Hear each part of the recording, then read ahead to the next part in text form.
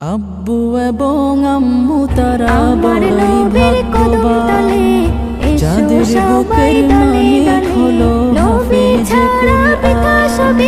আব্বু এবং আম্মু তারা বড়ই ভাগ্যবান, যাদের বুকের মালিক হলো হাফেজে কুরআন। হৃদয় মাঝে গাঁথলো যারা হরফ নামের ফুল, তাদের সাথে হয় না কভু অন্য কারো তুল।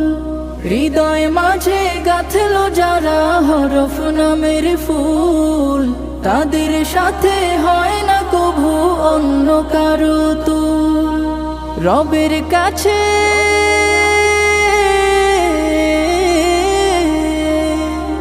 রবের কাছেও পাবে তারা সেরা প্রতিদান, যাদের বুকের মালিক হলো